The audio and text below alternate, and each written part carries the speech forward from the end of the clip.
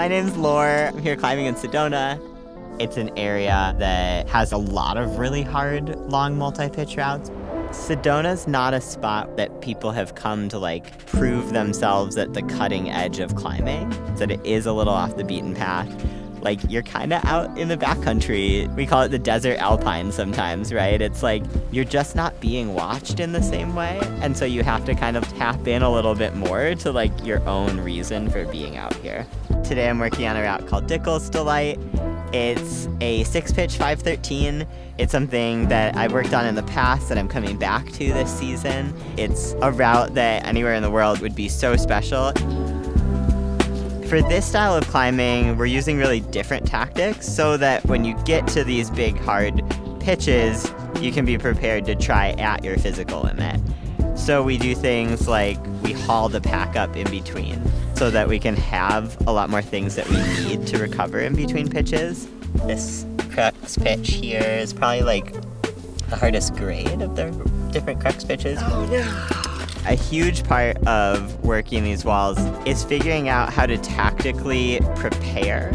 So we'll spend some time working the pitches on top rope solo, figuring out our sequences, figuring out the gear beta, dialing things in so that when we do come out, we have everything ready to go. One of the things that is unique about hard multi-pitch climbing is that you have to stay in it for a really long time. The pressure can grow throughout the day.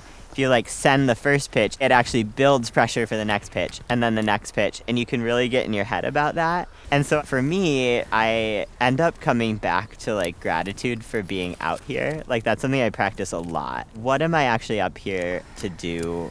What am I trying to get out of my day? Of course I'm trying to send, because that's like the game we're playing. The point of engaging in the game is because I love rock climbing. And then once I engage in the game, of course I'm gonna play to win. It's no fun if you don't try to win, but you're not like playing the game to win. The middle 3 pitches are the cruxes.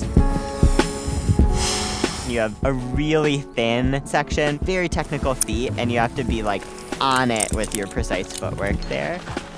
It's kind of like a microcosm of the multi-pitch climbing itself, where you have this like very long amount of hard climbing, and then it comes down to this like thin crack where you get just like a couple micro cams and like shove your pinkies in and rotate on them.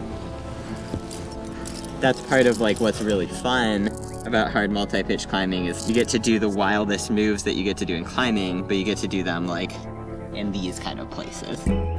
The second pitch, there's 2 sections on it. One is this compression section. It's thin, the feet are scary. You're like just holding on for dear life in like these committing kind of lie back throws.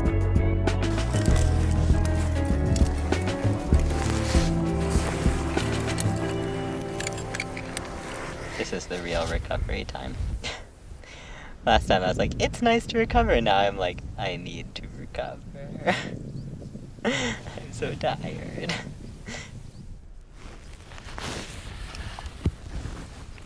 And then the third pitch, it all kind of comes down to the culmination of all the hard climbing. And you like throw up to this tooth. And you have to match it. And then you like do this very dynamic throw out to a thunder cling. And that lets you like get up to this like pretty small, but it feels like a jug ear move.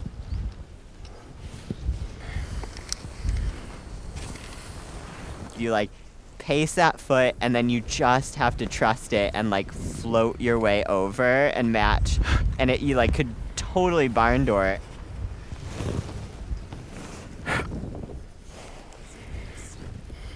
That part is just like so heartbreaking. You can't just muscle your way through it. So it's like a very dramatic finish.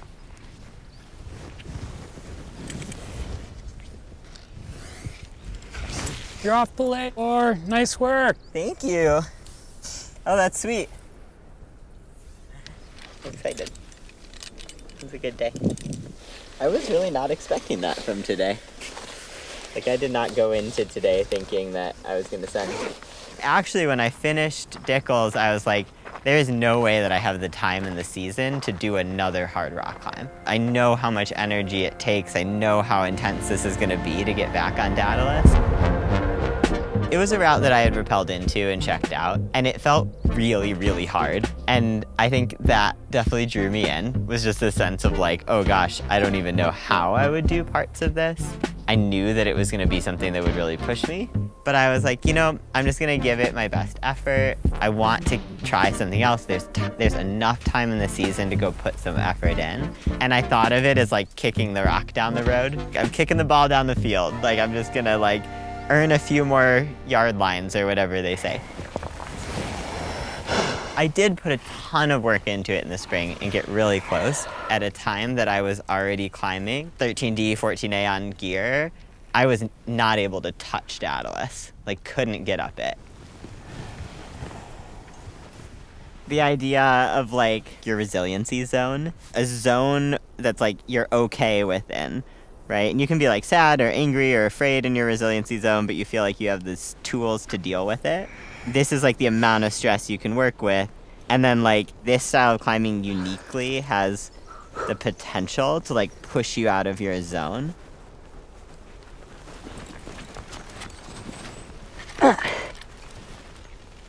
We actually can't just shame ourselves into having more capacity. So it's like at a certain point, rather than being upset with yourself for not being able to like dig up more capacity, I think you have to be like, okay, I know what it feels like to get to the edges of my zone and I know I'm there. What can I do to like take stress out of my stress bucket rather than try to like bully myself? So you're like finding other ways to do that, being more creative than that makes a big difference. The third pitch, that's like the crux of the route. It's called the seam, and I was so intimidated to lead it the first time. I was like, hell no, this is so thin. There are these really precise seam moves and very committing.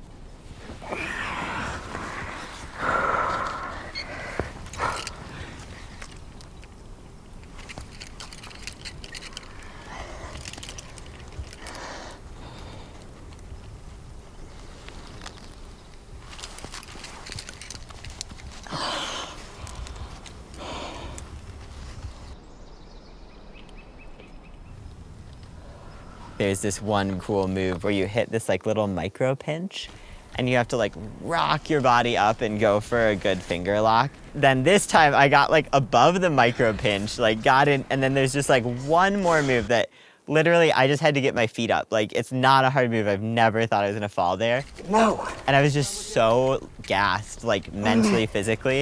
It would be like, I'd try to put my foot up and my foot would just like totally shake. I just like could not control my body.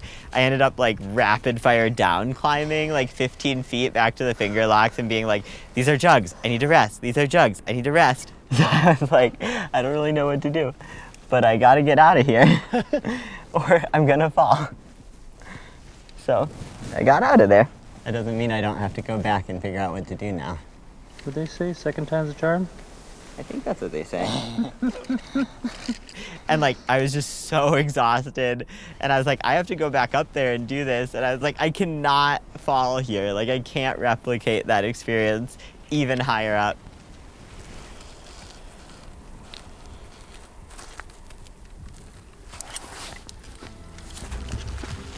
But I was able to like bring it back in and I got up there. I'm like, I just have to put my foot up, like be so calm.